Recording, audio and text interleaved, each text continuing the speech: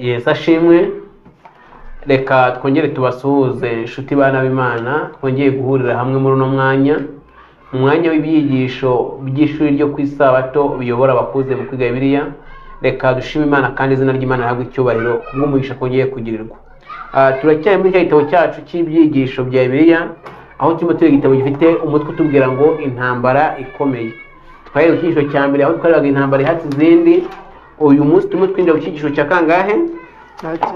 Cya cyenda. Tuvuye ku cya munani, aho abana b'Imana barebaga icyigisho gikomeye cyane. Cya munani twarebeye hamwe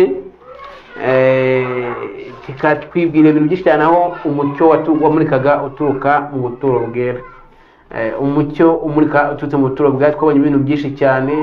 Tubonamo iby'urubanza, tubonamo iby'ubuntu bw'Imana, tubonamo imbabazi z'Imana, tubona n'uruhare rwacu rw'icyo dusabwa mu gihe umutambyi wacu mukuru yinjiye ahera, aho yinjiye rimwe ubutagira ubwa kabiri ngo ahongere ibyaha byo bari mu isi.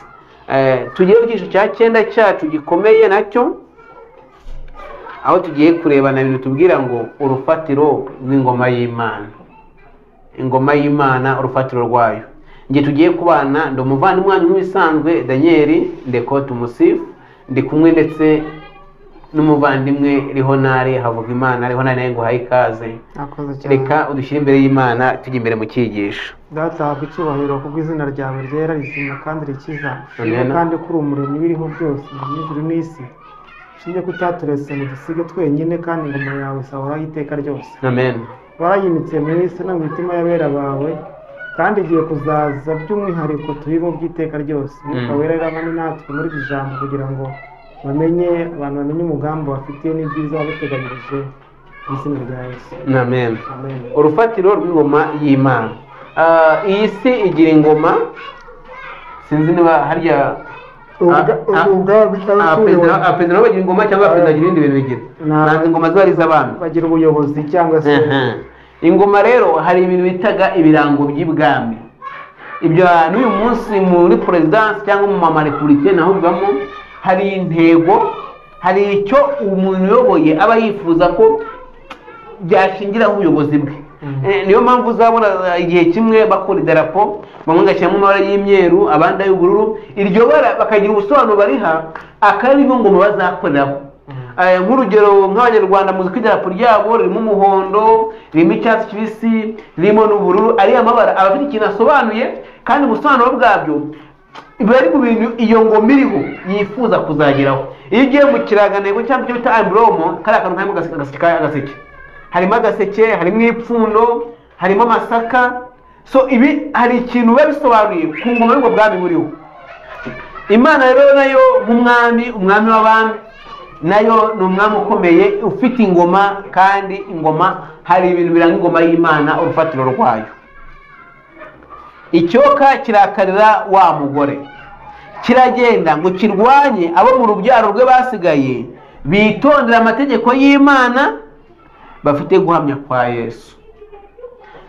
Ku ngoma y'Imana hari opozisiyo, hari umutwe uri ku ruhande rw'ingoma ingoma y'Imana, nitwa Satani. Noneho Satani ikintu arwanya, ntabwo arwanya abantu bose bakora abantu b'Imana, ahubwo kiragenda ngo kirwanye abo mu rubyaro rwa ba mugore, atari bose, ahubwo abitondera amategeko y'Imana kandi bateganya nk'ukwa Yesu. Binyuze mu kwiga Bibiliya mu buryo bwimbitse, Abadivantisiti bari gusobanukirwa n'akamaro k'amategeko yari ahera cyane ho mu buturo bwera bwo mu ijuru. Ubwo barebaga ipfundo ry'amategeko y'Imana, bamenye akamaro k'isabato. Itegeko rya kane, mu by'ukuri iri tegeko niryo rigaragaza neza ko Imana ari umuremyi kurusha andi mategeko yose. Urufatiro rwo kuramya kose, ingingo zidasubirwaho, by'umwihariko iminsi iheruka y'amategeko y'iyi si. Uhereye kera kose itegeko, intego ya Satani yari iyo kubuza abantu kuramya Imana binyuze mu gutesha agaciro amategeko y'Imana. Satani azi ko gusatira kw'itegeko rimwe ari gusitara ku itegeko rimwe ari ugucumura ku mategeko yose. Bityo ashishikariza abantu kwica amategeko y'Imana Satani yanga isabato kuko isabato yibutsa abantu umuremyi ndetse n'uburyo bakwiye kumuramya. Ariko itegeko ry'isabato naryo ryanditswe mu mategeko y'Imana yabaga ahera cyane aho mu buturo bwera bwo mu ijuru. Kubera ko amategeko ariyo asobanura icyaha, igihe cyose abantu bashaka kuba indahemuka ku Mana, amategeko yayo aba akwiye gukomeza kugira agaciro harimo n'itegeko ry'isabato.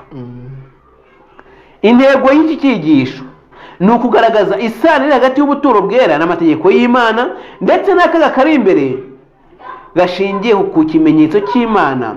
Tuzanarebera hamwe akamaro k'isabato ku gisekuru cyo mu bihe biheruka. Bishingiye ku kimenyetso cy'inyamaswa. Kimenyetso cy'inyamaswa.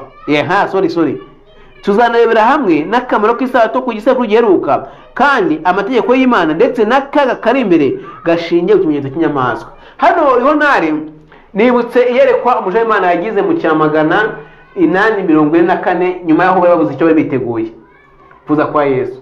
Ngo Uwiteka yaramuzamuye ndetse na mugenzi we wundi berekwa ibyo mu buturo bwera. Wagize n'ibitabo nange nagiteguye ngo igihe byo mu buturo bwera ngo yabonyemo ibisate bibiri by'amabuye ngo byanditseho amategeko y'Imana 10, ariko ngo hari umucyo mwinshi uretse ku itegeko rya 4. Ngo nubwo amategeko y'Imana yose ari ingenzi, itegeko rya 4 ririhariye kuko mu itegeko ryerekana umuremyi wa byose, nyirukuremwa ibintu byose, kandi n'icyifuzo cye yifuza ku bantu yaremye n'ibyaremwe byose. Ngiyi ngingo y'intangamarara kwa Saturday mugoroba, sinzi icyo wakongeraho kugira ngo ujye ku ngingo yo kuwa mbere. Birumvikana hano urufatiro rw'ingoma y'Imana. Yego. Ntabwo Imana iriho nk'Imana idafite ubuyobozi, nk'Imana isa nk'aho ikorera mu kirere itagira ibirango. Imana rero kubera ko ibana n'abantu b'abanyabwenge yaremye kandi nabo bafite ubwenge bwo gushyiraho ibintu byabo bigahama kandi bigakomera by'intego yabo. Imana nayo kandi ibyo bakora byose babishingiye kuko bagukopera Imana cyangwa se kuvumbura ubwenge Imana yabahaye. Noneho bagashyiraho nabo ubuyobozi bwabo bugenzwe n'ibimenyetso n'ibirango n'itegeko nshinga n'indirimbo zabo, ubwo bihamya icyo bari cyo mu gihugu cyabo cyangwa icyo babaye cyo mu gihugu cyabo kugira ngo bagire uburenganzira bwabo bwite. Aha rero baratwereka neza ko ikiyoka kirakarira wa mugore kiragenda ngo kirwanye abo mu rubyaro rwe basigaye bitondera amategeko y'Imana. Hano Satani ntabwo apfa kurwanya umuntu w'icyenyege. Burya umusirikare w'umuhanga ntabwo ajya kurwanya gushora intambara mu basivili ngo fate amasasa ayate mu gihugu cyangwa se cyo kurwana abasivili, arwana n'abasirikare bagenzi be bamuhiga nawe kandi abahiga, sibyo? Hano ni ikintu kigaragaza ko itorero ry'Imana ririho ku isi. Satani arazi ko ririho kandi iryo torero riramurwanya, nawe agomba kurirwanya. Ubwo rero aba bantu mu gice cyabo cya 12 cy'igitabo cy'ibyahishe umurongo wa 17, ubwo iri tsinda ry'abantu bavaga mu bihugu by'Uburayi bahungira muri Amerika, abo bantu bagiye bafite ihame ry'uko bagomba gusenga Imana, bakaramya Imana, bakariyo nta wundi mwami, nta bundi buyobozi bwonyine bagomba kugira ari Yesu Kristo wenyine. Ibyo bintu rero Satani ntabwo yabyishimiye ko baragiye kuko babaho neza mu gihugu cya Amerika kandi bashyiraho n'ubuyobozi bugamye. Niyo mpamvu igihugu cya Amerika ubona kigeze mu rwego rungana gutyo, kubera ko mbere yacyo cyimviye ubuyobozi bw'Imana, cyatangiye cyumvira ku mahame y'Imana. Ariko Satani we azarwanya basigaye. Kuki bavuga ngo abantu basigaye? Nuko abantu bagiye bahungira mu gihugu cya Amerika mu gihe cya 550 gukomeza hejuru, bagiye ntago basubonye umucyo wose wuzuye w'ubutumwa bwiza Imana yifuzaga ko bageraho. Uko kutabona umucyo mwinshi, hari abasigaye bo muri ubwo bubyaro cyangwa abasigaye bo muri iryo torero, nkuko twabonye mu gice cy'isho gishize cyaba William Mireri bavumbura ukuri k'ubushakashatsi. Abo bavumbura ukuri k'ubushakashatsi bongeye kubona urufatiro rw'Imana rw'ingoma y'Imana icyo ari cyo, kandi bongera gushyira ahagaragara ibimenyetso n'ibirango biranga ubuyobozi bw'Imana. Satani rero ntabwo yifuza ko ibyo bintu bigaragara, ahisha amateka y'ukuri. Burya Satani igihe cyo cyose ahisha amateka y'ukuri y'ikiremwa muntu hagati y'agakiza ke n'Imana. Kubw'ibyo rero aba bantu iri tsinda Satani yararirwanya kubera y'iki? Kubera impamvu ko bwongeye gushyira ahagaragara, bwongera gushyira ahabona ukuri k'ubutumwa bwiza, ukuri kw'ibirango by'Imana, uko Imana imeze, uko Imana iteye, ubuyobozi bw'Imana n'ababugenderamo uko bigomba kwitwa. Ubuturo bwera n'amategeko ni ingingo yo kuwa mbere, ubuturo bwera n'amategeko. nk'uko rero bivuga, igihe hano mu byahishuwe twarebye isomo twiga ibyaha by'ababiri, mu byahishuwe igice cya 11 ku murongo wa 19, urusengero rw'Imana rwo mu ijuru rwarakinguwe. Mu rusengero rwaho habonekamo isanduku y'isezerano ryayo. Iyi sanduku muri kurure hano mu buturo bwera bwa hano ku isi, no mu ijuru ikinguwe, abantu barebye ahera cyane hayo babonamo iyi sanduku. Ndetse iyi sanduku y'isezerano ryayo habamo imirabyo, amajwi no guhinda kw'inkuba n'igishyitsi cy'urubura rwinshi. 12 ku murongo wa 17, icyoka kirakara wa mugore kiragenda ngo kirwanye abo mu rubyaro rwe basigaye, bitonde amategeko y'Imana kandi ajya gumya kwa Yesu. Amategeko y'Imana dusomeye kuva 25 umurongo wa 16, haranditswe ngo ushyire muri yo sanduku ibihamya nzaguha. Ushyire muri yo sanduku ibisate bibiri by'amabuye nzaguha, ibihamya nzaguha. Umunsi w'impongano wabaga ari umunsi w'urubanza. Abisirayeli bose babaga bategetswe kugira uruhare muri iki gikorwa binyuze mu kwihana. Twari ibintu bishize. Wa munsi w'impongano wa tariki 17 wabaga ari umunsi mukuru ku Bisirayeli bose, kandi bakagira mu uruhare gukora umunsi w'impongano bihana, kwisuzuma no kutagira umurimo bakora kuri uwo munsi. Kuri uwo munsi umutambyi mukuru niwe wenyine winjiraga ahera cyane agiye gutamba igitambo cy'impongano y'ibyaha. Aho ngaho ahagana hagati y'ubuturo bwera hari isanduku y'isezerano. Muri iyo sanduku harimo amategeko 10 y'Imana yanditswe ibisate by'amabuye. Umupfundikizo wa zahabu w'iyo sanduku witwaga intebe y'imbabazi, aho amaraso yamirirwagiraga kugira ngo ubuturo bwera bwezweho ibyaha. Icyubahiro cy'Imana cyagaragaraga mu bwiza bwa Shekina yabaga iri hejuru y'intebe y'imbabazi. Buri gitambo cyose cyatamaga cyagaragazaga Imana, imbabazi Imana igira Imana.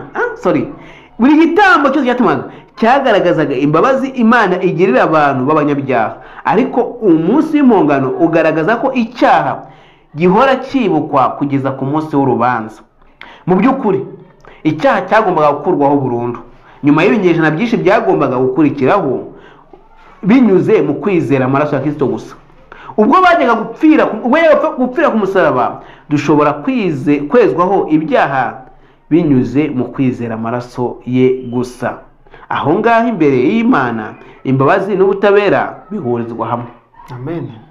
Ubwo yitegerezaga ubuturo bwera bwo mu ijuru, intumwa Yohana yabonye urusengero rukinguye, nabisomye, kandi habonekamo isanduku y'isezerano ryayo. Igitabo cy'intambara ikomeye cyongeraho aya magambo ngo mu cyumba cyahera cyane cyo mu buturo bwera bwo mu ijuru niho amategeko y'Imana bitswe. Ayo mategeko ni yandi yavugiwe n'Imana ubwayo mu rusaku rw'inkuba ku musozi wa Sinayi, kandi yandikiwe n'urutoki rw'Imana ku bisate by'amabuye. Amategeko 10 y'Imana yagaragaye mu buturo bwera bwo mu ijuru ni umwimerere wayandikishijwe ku bisate by'amabuye, kandi akandikurwa na Mose mu bitabo by'amategeko. Abaje gusobanukirwa neza iyo ngingo y'ingenzi baje kugeraho babona ukwera no kudahinduka kw'amategeko y'Imana. Ubwo abizera b'Abadivantisiti bo hambere bigaga inyigisho y'ubuturo bwera, basobanukiwe n'akamaro k'amategeko y'Imana ndetse n'isabato ariyo pfundikiro ry'amategeko y'Imana. Basobanukiwe yuko niba amategeko y'Imana yaragaragaga mu isanduku y'isezerano mu buturo bwera bwo mu ijuru, mu by'ukuri atakuyeho umusaraba. Ibintu babibonye mu 844 Yesu yarabambwe yaranagiye mu ijuru. 845 hano icyo kuvuga ni Leonard, amategeko mu gihe cya Mose habagaho gahunda y'ibitambo. Buri munsi akagira ibitambo bitambwa, abantu baje kwihana ibyaha bagashyira umutambyi agatamba, gahunda zikarangirira ahera. Noneho ku munsi wa karindwi ku itariki 10 umutambyi akinjira ahera cyane. Ngo iki kintu cyekana yuko nubwo abantu babaga barihanye bakazana n'ibitambo, ariko kiriya kintu cy'impongano cyabaga mu kwa karindwi niyo cyonyine cyashaka gukuraho ibyaha. Niyo mpamvu umwisirayeli wese yashoboraga kugirwamo uruhare rukomeye cyane, akihana, akibabaza, akiriza ubusa, kuko wabaga ari umunsi w'impongano. Niyo mpamvu bavuze, wenda tuza kubisoma, ngo iyo Yesu ataza kudupfira ku musaraba, ngo ajya ahera cyane aho ari umucamanza wacu, ngo n'abantu bihaniye kera kubw'ibitambo biriya by'amatungo byatambwaga, intoki bagiye mu ijuru na Eliya, ngo bari kuzongera bakamanuka, kubera ko igitambo cya Yesu cyonyine niyo cyashyize puruvu ku buzima bwacu, twepura yuko natwe twishwe abana b'Imana, kuko ibyaha cyacu, ibyaha byacu byose byavuye kuri twe bijya ku mutwe wa Yesu kubw'amaraso atuviriye. Birumvikana Daniel, kuko hano baratubwira ngo ariko umunsi w'impongano ugaragaza ko icyaha ariko umunsi w'impongano ugaragaza ko icyaha gihora cyibukwa kugeza ku munsi w'urubanza.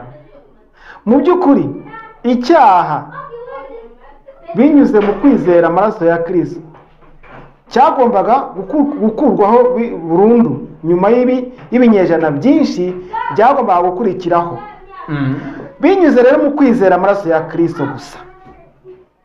Ubwo yajyaga Karuvari, ariko reka mbanze nsombanjaga aka kantu, ibinyejana byinshi byajyaga gukurikirwaho. Yego, turabizi neza ko mu buturo bwera bwo mu isi habagaho ibihe by'abatambyi, bakinjira buri munsi umutambyi akinjira ahongera abantu baje kwicuza ibyaha byabo, ariko agarukira ahera gusa.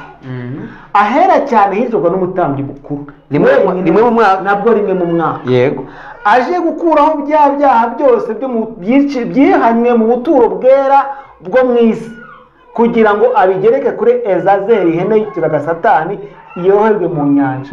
Ariko ibyo bintu byose nk'uko wabivuze mbere, na umusozo wabyo, inshingano, ikintu cyagomba gukuraho icyo kintu cyose kigahanagura burundu, ikintu kigasigara ari umweru cyangwa cyera, ni amaraso ya Kristo. Ni iki rero cyabereye i Karuvari? Kristo Yesu apfira i Karuvari, ni iki cyabaye? Mu by'ukuri cyari gifitanye isano n'ubuturo bwera bwo mu isi, kandi n'ahera cyane, kandi gifitanye isano n'ubuturo bwera bwo mu ijuru. Hano baratwereka neza ko ibyaha byihanwaga byose bitakurwagaho, kandi ikindi hano batweretse neza ko ubutabera bw'Imana bwahoberanye. Hano batubwira ngo ubutabera bw'Imana, imbabazi n'ubutabera bihurizwa hamwe. Imbabazi n'ubutabera bihurizwa hamwe. Hano hari icyo ubutabera bwasaba yahera cyane. Ubutabera ni amategeko, imbabazi ni amapfundikizo bapfundikiye. Hari icyo ubutabera bwasabaga, sibyo? Hari n'icyo imbabazi zagombaga gukora. Ubutabera bwasabaga ko igitambo kiboneka, uwakoze icyaha agomba gupfa, agomba gukora igitambo cy'icyaha, imbabazi zikaboneka. Ibyo byabereye muri Kristo Yesu Karuvari ku musaraba. Hano rero ubutabera ngo bwarishimye uko bwabonye inyishyu yabwo, sibyo? Kandi imbabazi nazo zirasaga cyane, ubwo muri Yohana igice cya 11 ngo Yesu yavuga ngo nazanye no kugira ngo zibone ubugingo, ndetse zibone ubugingo bwinshi, so ubugingo busaze. Hano rero batwerekaga neza ko i Karuvari byabereye ku musaraba, ijambo ryavugiye ngo birarangiye, cyari igikorwa kirangijwe. Iki Satani nabwo ubwe yarabimenye ko iki gikorwa gikozwe, kuko yambuye uburenganzira ubushobozi bwose, sibyo? Ibyakorwaga mu buturo bwera byose bitaga agaciro. Ikindi cya kangahe, ikindi Satani nyirabayazana yabonye icyari muri we cyose cyarigaragaje, kandi byakorerwaga byose mu buturo bwera byabonye inyishyu. Kudahinduka kw'amategeko y'Imana. Gusa hano nagira ngo nkwereke akandi kantu bigeze kuvuga hano. Mu magambo bavuze mu gihe cy'icyamaga, isabato ntabwo yapfuye kuza. Bagenzi banjye, nubwo tuba turimo kwiga turayigeraho mbere, ariko hano bavuze ngo abantu bahirimbaniye mu gihe abaje gusobanukirwa neza n'iyo ngingo y'ingenzi, baje kugeza aho babona ukwera no kudahinduka ku mategeko y'Imana, sibyo? Abantu basobanukiwe n'iyi ngingo, abantu babonye mu buturo bwera ibyo bintu bakabisobanukirwa, babonye n'isabato. Aha rero nubwo tutajya gusoma, ariko mwasoma mu gitabo cyitwa inyandiko z'ibanze kuri paji 22, paji 23. Mu gihe rero twerekeza igitekerezo cy'uko isabato yatangiye, kugenda yubahirizwa. Ntabwo yatangiye kugenda yubahirizwa mu kantu gato, yatangiye kugenda yubahirizwa mu duce. Noneho abo bantu bo mu gihe cya 845 abo ngabo muri iryo tsinda ryasigaye baje noneho kongera kwihuza, bahita bashyiraho iyi ngingo y'itegeko rya 4, kuko ibyabonye neza ubusobanuro bwayo no mategeko y'Imana ndetse n'isanduku y'isezerano mu buturo bwera ko harimo amategeko y'Imana isabato nayo. Hano muri nyandiko y'ibanze ikintu bavuga muri honari, nyuma y'uko ibyari bitegerejwe bibuze havuyemo itsinda rya 50 bavuga ko hari ikintu kibaye byanze bikunze, mu gihe abandi ngo 3,000 birenga bo bacitse intege, bavuga yuko ngo Yesu azaza ngo basetinga andi matariki Yesu agomba kuzazamo. Ariko iri tsinda ryo ryakomeje gusenga, ku bw'amahirwe berekerwa mu buturo bwera bwo mu ijuru, babonye amategeko isabato niboneka ngo bitoza gutangira kuyiruhuka. Hari ikintu nize muri honani iki, igihe umuntu agumye imbere y'Imana birashoboka ko buri imbere y'Imana wumva bitagenda neza, iby'Imana utabyumva. Na William Miller byibuke, William Miller ngo yari mu bantu batemera ko Imana ibaho, ariko ngo igihe umwuka wamukoragaho ngo yaravuze ngo agiye gufata Bibiliya yige arebe ibintu biri muri Bibiliya, ngo afata imyaka 2 yose ashaka ibintu muri Bibiliya, ngo umwuka amufatiramo mu gihe yashaka kumenya ubwiru bw'Imana, amaze kumenya ngo Imana imwishyura n'iby'iminsi 3,000. So hano icyo bivuga ni iki, igihe cyose batindanye n'Imana, Imana nayo iraza ikabana nawe, kandi ikintu cya mbere ikora ikemura ikibazo cy'icyaha. Yamara kwikemura ikibazo cy'icyaha, wamurika muhindura umuvuga butumwa, mugende mubwira amahanga yose ubutumwa bwiza, mubigishe kwitondera ibyo mwanyumvanye, ibyo mwababwiye. Soma ukudahinduka kw'amategeko y'Imana muri Matayo 5:17 na 18. Nimutekereze ko gukura amategeko cyangwa ibyahanurwa ahubwo bite naje kubikomeza. Zaburi 111 ku murongo wa 7 iri honari, n'umubwiza 12:3 ndetse n'uwa mbere wa Yohana. Zaburi 117 umurongo wa 7 n'uwa 8. Uriya amategeko y'Imana adahinduka. Zaburi 117 ya Zaburi 111 sorry, Zaburi 111 yego murongo wa 7 n'uwa 8. Imirimo y'intoki ze ni umurava no gutabera. Imirimo y'intoki ze ni umurava no gutabera. Imirimo y'intoki ze amategeko yose arahamye. Imirimo y'intoki ze ni umurava no gutabera, kandi amategeko ye ntajya ahinduka, ahora ahamye. Yakomereje guhama iteka ryose, ahora ahamye iteka ryose. Yategesheje umurava no gutungana, yategekesheje umurava no gutungana. Igihe Sawuli we yarimo arembera ashaje arimo ava kuri iyi si, hari amagambo yavuze umubwiriza igice cya 12 nashaka kubasomera. Kamere ku murongo wa 13 aravuga ngo iyi niyo ndunduro y'ijambo, byose byarumvishwe, mwubaha Imana kandi mukomeze amategeko yayo, kuko ibyo ari byo bikwiriye umuntu wese, kuko Imana izazana umurimo wose mu manza n'igihe cyose, ari ikiza cyangwa ari ikibi. Byose byarumvishwe, igisigaye ni ukubaha Imana tugakomeza amategeko ya amategeko ya. Imigani noneho 28 umurongo wa 9 harizwe ngo uwize amatungo atumva amategeko gusenga ko ni ikiza. Umuntu urimo yiziba amatwi akiga iby'isabato akumva biramucanze, ntashaka kubyunga ngo abimenye. Ibi cya 10 ntashaka kubimenya, ibyo gusambana ntashaka kubimenya nubwo abisomye, gusenga ko ni ikizi. Uri mu kusoma kwa Bishop muri Zaburi ngo wiyuhiriza icyo uvuga, ushyira amategeko yawe mu kanwa kanje, mu kanwa kanjye, yaba utayakurikiza amasezerano ukayashyira mu kanwa. Abadivantisiti umunsi wa 7 bagera ikirenge mu cy'abagorozi b'Abaprotestanti, bashyigikiye kwera kw'amategeko y'Imana. Zirikana aya magambo akomeye yanditswe na John Willis: amategeko y'imihango cyangwa imigenzo Mose yahaye abana ba Isirayeli harimo amabwiriza yose arebana n'ibitambo bya kera n'imirimo yo mu rusengero. Umwami wacu yaraje abikuraho, ariko amategeko agenga imyitwarire akubiye mu mategeko 10 y'Imana yashimangiwe n'abahanuzi ntabwo yakuweho. Ntabwo umugambi we wo kuza ku isi wari gukuraho umugabane n'umwe w'ayo mategeko. Aya ni amategeko adashobora guhinduka, ahagaze ashikamye nk'umuhamya wo kwizerwa mu ijuru.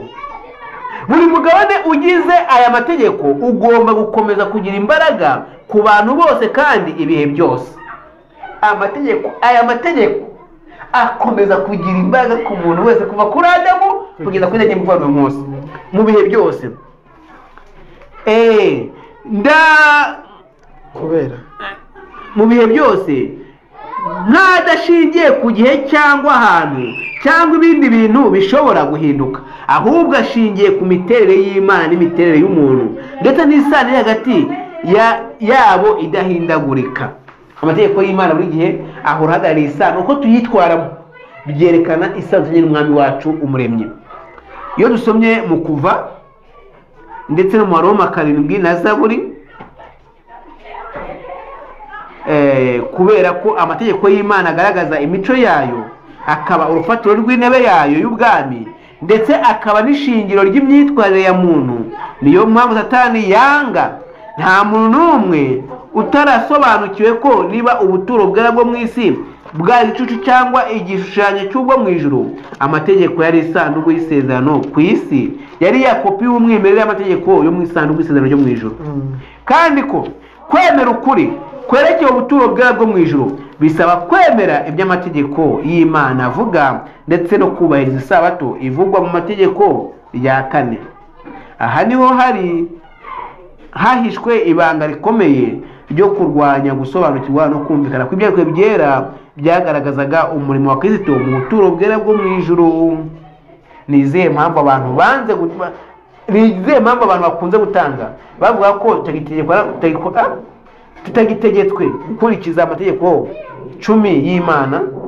Ni iki utekereza kiri inyuma y'ibi by'ukuri? Abantu benshi Daniel ntabwo baze gutandukanya amategeko yariho mu isezerano rya kera. Amategeko y'Imana y'imihango, so hari amategeko y'imihango 600, hari amategeko yo kwirinda, so hari amategeko mbonezamubano, sibyo? Hari amategeko mbonezamubano agenga uko umuntu agenzereza undi cyangwa umuntu iyo yagukoshereje uko bigomba kugenda. So hari n'amategeko 10 y'Imana.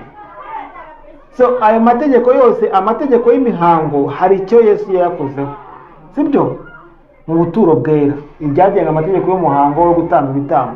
Amategeko mbonezamubano ntugire ngamwe ntakiriho.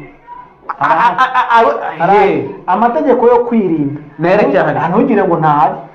Amategeko 10 Mose yahawe ku musozi Sinayi, twabivuzanye mu Kuva 23 nari mu murongo wa 9 gutyo gukomeza hepfo. Aya mategeko 10 Mose yahawe akagenda akayahabwa ku musozi Sinayi, akamanuka umusozi Sinayi, akamanuka akagenda agasanga Mose nako Aroni yaremye igishushanyo barimo kukibyina akayakubita hasi. Imana ikongera ngo ati bazi ibindi bisate by'amabuye bibiri wongere bizana imbyandikeho. Ari amategeko ntashobora kuvaho, aracyahari. So abantu yo bize neza uburyo amategeko ibyarangiye Karuvari byose barifata bakabitubitira hamwe bakagira ngo Yesu yaje gutanga umuntu buhendutse cyangwa gukuraho amategeko. Reka da, niyo mpamvu mu Matayo bavuga ati mwitekereza ko ngiye naje gukura amategeko cyangwa byahano ahubwo ari gukomera. Urumva? Kandi nanone mu Warumi cyo cya 3:21 hariho kwizera kwa Yesu kudaheshwa n'amategeko. Nubwo amategeko n'ibyahano ariko biguhamye, aribyo biguhamye. Abantu rero bize neza Bibiliya badaciye hejuru, kuko Satani ntabwo yumva ko abantu bashaka kumva kuko twasomye ngo Satani yanga cyane ikintu kirekeranye n'amategeko abakomeza amategeko y'Imana bakayitondera, abo ni arabarwanya kandi arabyanga cyane. So none iyi ngingo rero abantu neza bize amategeko yari mu isezerano rya kera basanga ko amategeko 10 y'Imana akiriho, kandi n'amategeko yo kwirinda acyacyari, n'amategeko mbonezamubano n'abaracyariho. So rero bafata ya mategeko yose bakayashyira mu gapaki kamwe bakabati Yesu yagize gute yarayabamba, bagatanga ubuntu buhendutse. Nyamara mu buturo bwaboneka abantu binjiye mu buturo bwera ariho inzira z'Imana ziri, amategeko ntibayasiga. Niba byabonekaga mu buturo bwera bwo mu isi no mu ijuru, mu buturo bwera bwo mu ijuru horo n'Imana iri, kandi ubwo mu isi bwashanyijwe begereye kwitegera cyo mu ijuru cyo mu ijuru. Isabato n'amategeko ibyahishuye 14, isabato n'amategeko ibyahishuye 14. Turahera ku murongo wa 6. Ubutumwa bw'Imana kwambira bwa muri mubahe Imana byute kuko igihe cyo gucaraza isohoye mubahe yaremye ijuru n'isinyana n'amasoko. Hanyuma ibyahishuye 4:11 bakavuga iki? Byahishuwe 4:11. Mu itangiriro Imana isoza imirimo yose, igice cya 2:1 ngo Imana mu minsi 3 ngo nibwo Imana yaremyemo ibintu byose, iruka ku munsi wa 7 iraweza umugisha. Hanyuma itangiriro 4:11 4:11 baratubwira bati mwami wacu mana yacu ukwiriye guhabwa icyubahiro, mwami, no guhimbazwa n'ubutware, ukwiye guhabwa ubutware no guhimbazwa kuko ari wowe waremye byose, kuko ari wowe muremyi wacu, igituma biriho kandi impamvu tubibona imisozi ndetse n'amatungo natwe ubwacu biremwa nuko wabishatse. Ndetse itegeko rya 4 kavuga ngo mu minsi 6 arimo gukora imirimo yose, ariko uwa 7 yose Sabato. Ntukagire umurimo wose ukoraho impamvu nta kigomba kuwukoraho, nuko ari wowe Uwiteka n'ibintu byose ubona. Irema rigaragaza agaciro dufite mu maso y'Imana. Icyo ni kimwe dukwiye kwitondera. Irema rigaragaza agaciro dufite mu maso y'Imana. Ntabwo turi twenyine mu isanzure agace gato k'umukungugu wo ku isi, cyangwa ngo tube twarabayeho kubw'impanuka. Mu yandi magambo, inkuru y'ubumenyi rusange ivuga inkomoko y'ubuzima yavuzwe n'ibitangazamakuru ndetse n'imico y'abantu benshi, igaragaza inkomoko yacu mu buryo bunyuranyije n'inkuru dusanga muri Bibiliya. Turiho kubera ko Yesu yaturemye, kandi niwe dukwiriye kuramya, bidatewe n'uko yaturemye gusa, ahubwo natewe n'uko yaducunguye. Kurema no gucungura nibyo bigize ipfundo ryo kuramya nyakuri kose. Niyo mpamvu Isabato idufasha gusobanukirwa n'umugambi w'agakiza. Isabato ivuga uburyo umuremyi yita ku byaremwe ndetse ikavuga n'urukundo rw'umucunguzi.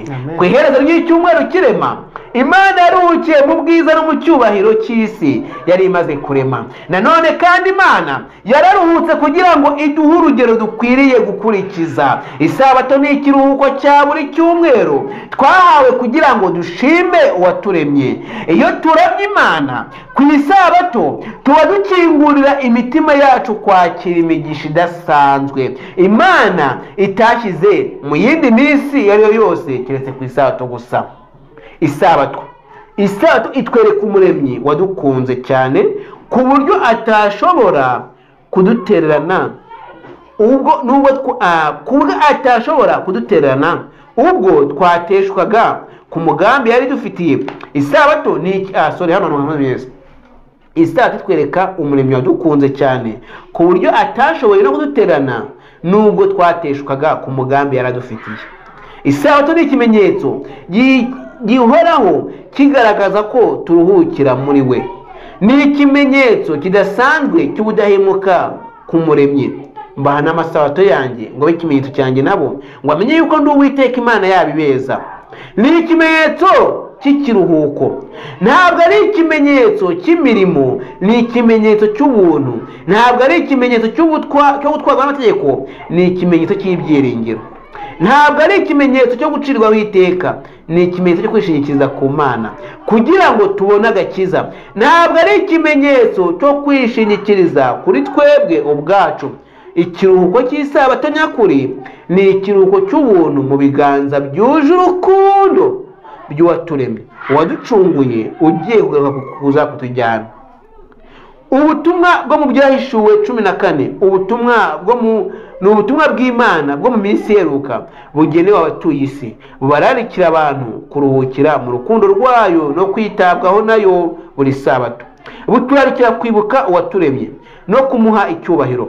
Kuruhuka Isabato ni umurunga uhuza ubutungane bwa Edeni, icyubahiro cy'ijuru rishya ndetse n'isi nshya iri hafi kuza. Isabato itwibutsa yuko umunsi umwe Edeni izagarurirwa ubwiza yahoranye. Amen. Abadivantisiti umunsi wa 7 benshi bagiye baregwa kuba abatwarwa n'amategeko, kandi icyo kirego gifitanye isano no kuruhuka Isabato.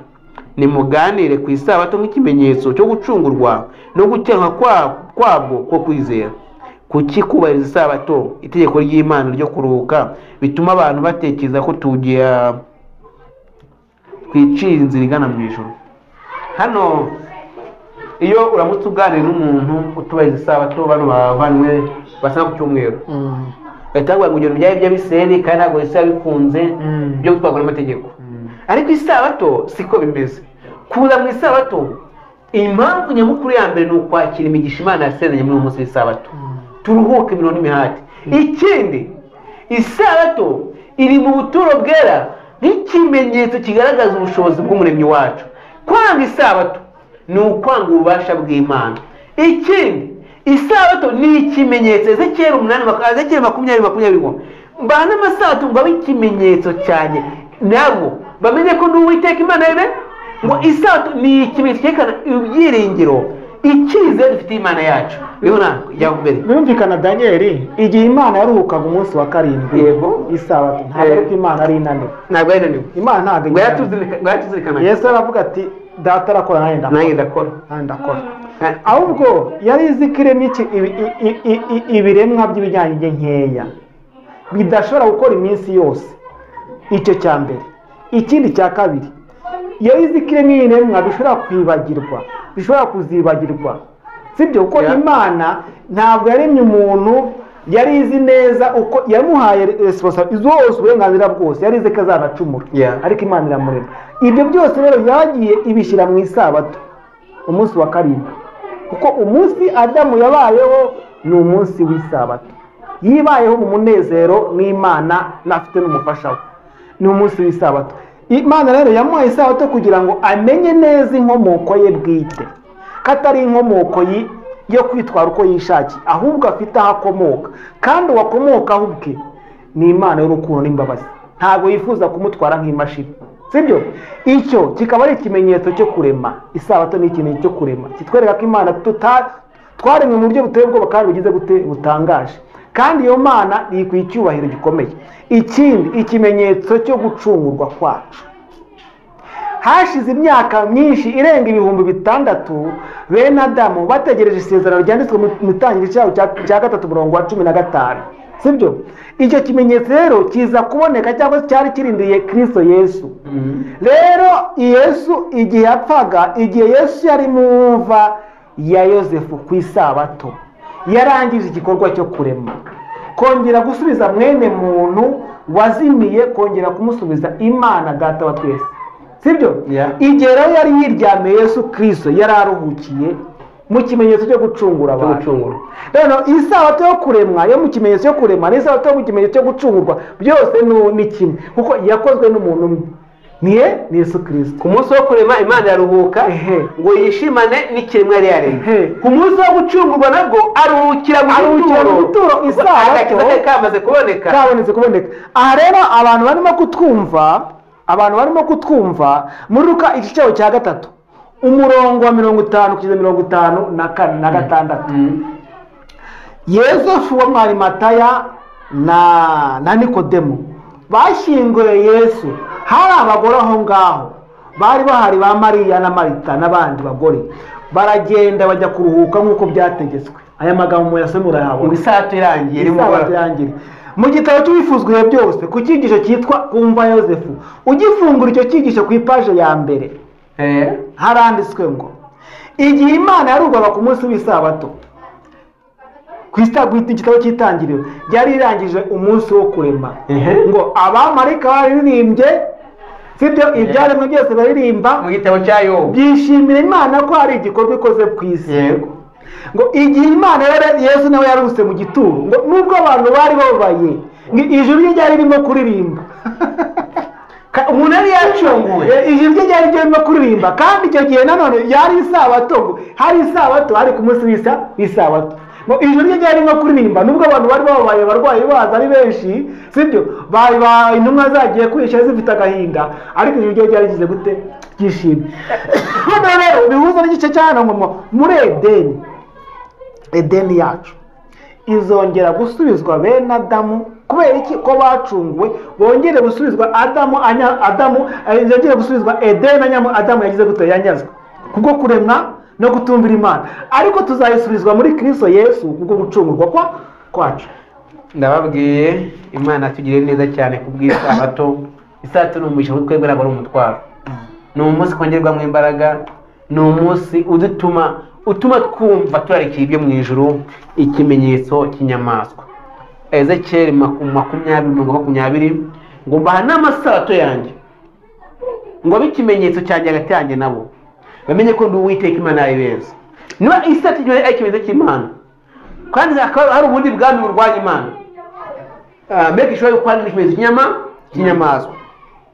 Hano habiri Daniel hano mu gice cya 13 turi iyi ngingo tunayirusemo itwereka neza iyo bantu basoma 12 byahishwe 12 ibyahishwe 12 reka tuwasome 12 ku murongo wa 12 uya 17 uya ngo tugiye kureka ikimenyetso cy'inyamaswa ku murongo gice cya 12 nari magambo ibintu biranga ingoma y'inyamaswa Satani.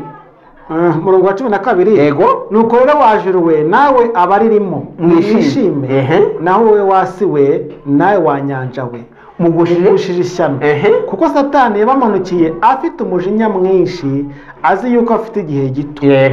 Noneho taruka ujya ku murongo wa 17 murongo wa 17 ikiyoka kirakara wa mugore ahantu zo kwatinda cyane kiragenda ngo kibarwanye abo mu byaro ngo bitondera amategeko y'Imana bakagira bamwe kwa Yesu. Noneho tukarindwi baranditse bati ihagwa kurwanya bera no kubanesha. Iyo nzoka ihagwa no gutwara imiryango yose n'amoko yose n'indimi zose n'amahanga yose. Mu byashuwe hagaragaza intambara ireba isi yose hagati ya na Satani imaze igihe kirekire. Hagaragaza itegeko riheruka Satani agaba ubwoko igitero gikeruka Satani azaga ubwoko bw'Imana. Ibyahishuwe hagaragaza nyine abafatanyabikorwa babiri bafatanya n'ikiyoka, inyamaswa yavuye mu nyanja n'inyamaswa yavuye mu gitaka. Aba ni abafatanyabikorwa babiri bikorwa bafasha Satani. Noneho mu byinshi tudusomeye ku murongo wa 4 umurongo wa 4 umurongo wa 4 wa 4 soma 4 some no kwa 4 barangiye ikiyoka kuko cyahaye ya nyamaswa ubutware bwayo. Nashaka jambo barangiye ikiyoka kwabonye ingingo tuvuga kwabonye barashaka kuramya Imana. Noneho hari n'abandi bari kuramya ikiyoka umunsi. So ku murongo wa 8 murongo wa 8 yaranditswe ngo abari mu isi bose bazayiramya. Abantu banze gutangarira Imana nk'umuremyi w'isi n'ijuru, bakana kumvira Imana, bakanga kugendera amategeko y'Imana, bagiye kuramya ikindi kintu. Abari mu isi bose bazayiramya. Umuntu wese izina rye ritashye, umuntu wese utariyandikisha mu gitabo cy'Imana yandikamo abana bayo bayiramya bafite ikimenyetso nabo agiye guhindukira aramya ubundi bubasha. Dusomera 14 umurongo wa 7 futi 14 umurongo wa 7 aho haranditswe ngo avuga ijwi rirenga ati ararangurura ati nimwubahe Imana muyihimbaze kuko igihe cyo gucana isoye nimwubahe iyaremye ijuru n'isi n'inyanja n'amasoko.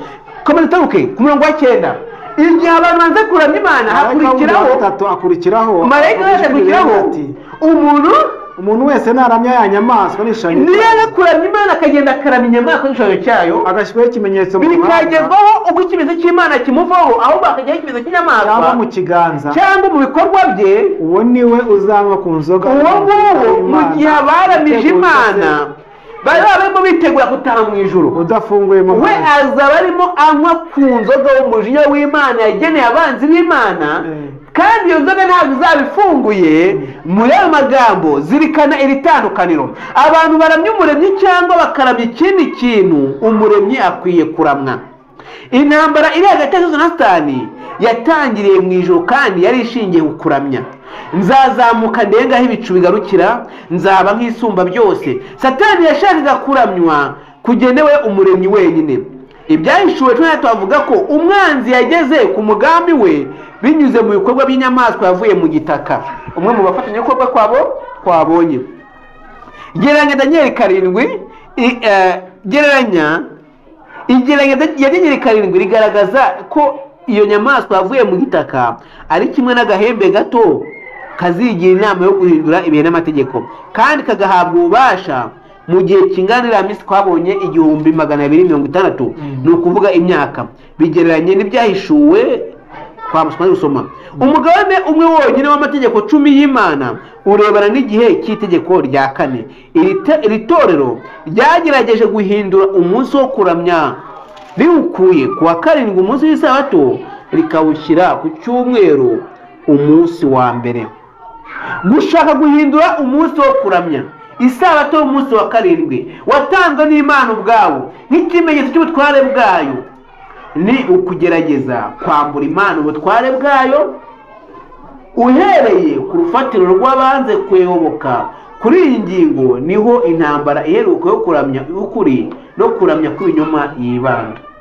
Iyi ngingo rero navuga turangize, ariko icyo navugaho, igihe isabato itubahirijwe, muntu dukurikiye utwumve, waba umudivantisi ku izina kandi ugatabara karimo ngo abadivantisi ku izina, abantu bari isabato kubw'imihango gusa, waba nawe wabyanze ngo ntabwo uzayiruhuka wikore kuri pasiteri uri umwizera runaka, uyu munsi ibyanditswe byawe birambura imbere yawe kandi n'umwumvwe ry'Imana.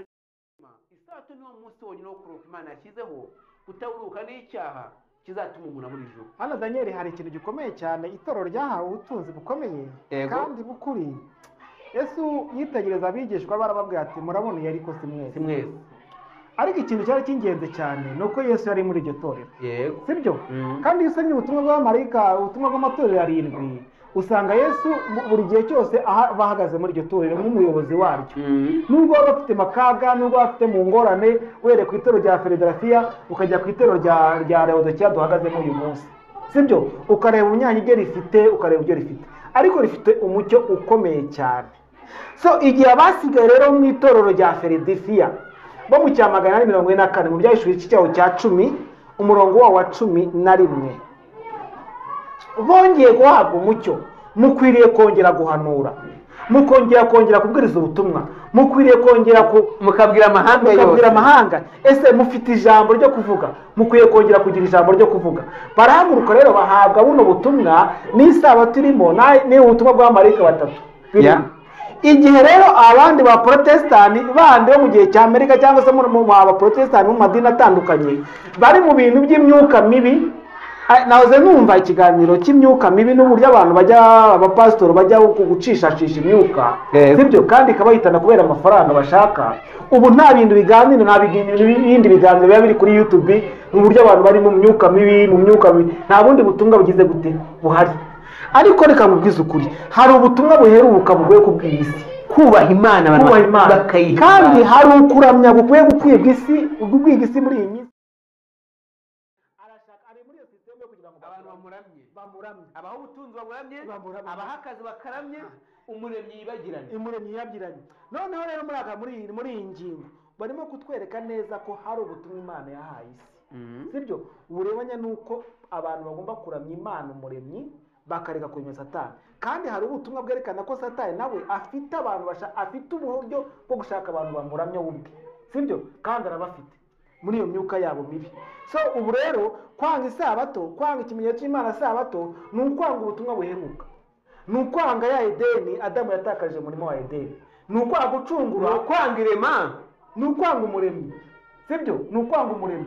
Ubwo rero mu by'ukuri kandi tuzi neza ko uku kuramya kutaboneka ku munsi w'isabato ntabwo ari ukuramya kwaturutse ku Mana, ni ukuramya kwaturutse kuri nde? Kuri Satani. Ni ikimenyetso cy'Iroma kimusiga cyo kuramya. Nanjye nongere nkubwire ikintu gikomeye cyane.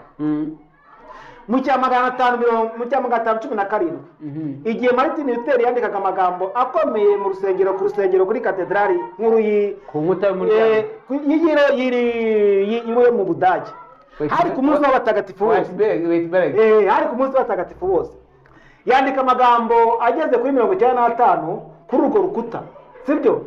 Arayandika.